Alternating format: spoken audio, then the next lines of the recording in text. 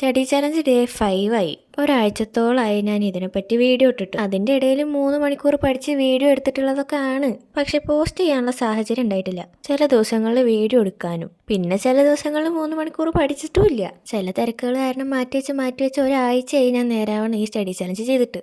3 മണിക്കൂർ പഠിച്ച ദിവസം പോലും ഞാൻ ആ ചലഞ്ച് ഷീറ്റിൽ മാർക്ക് ചെയ്തിട്ടില്ല. അപ്പോൾ സൺഡേ 12-ാം തീയതി ഞാൻ ഡേ 5 വെച്ച് വീണ്ടും തുടങ്ങാമെന്ന് വിചാരിച്ചു.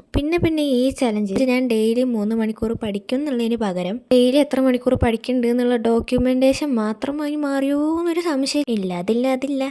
അപ്പോൾ ഇനി തൊട്ട് ചലഞ്ച് കറക്റ്റായി ചെയ്യണം എന്നൊരാഗ്രഹമുണ്ട്. എല്ലാവരും കൂടെ ഉണ്ടാവുമെന്ന് ഞാൻ വിശ്വസിക്കുന്നു.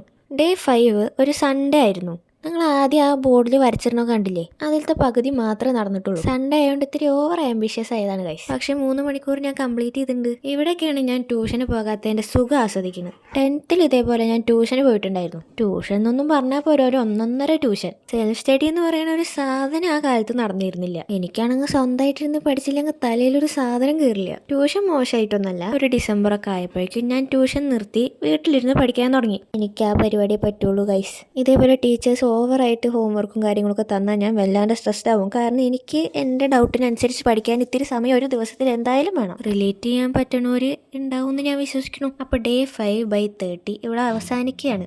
ഈ ചലഞ്ച് എങ്ങനെ അവസാനിക്കുമെന്ന് കാണാൻ ആഗ്രഹമുള്ളവരൊക്കെ സബ്സ്ക്രൈബ് ചെയ്യുക. പെട്ടെന്ന് അവസാനിക്കാതിരിക്കാൻ വേണ്ടി സപ്പോർട്ട് ചെയ്യുക. അപ്പോൾ see you in day 6.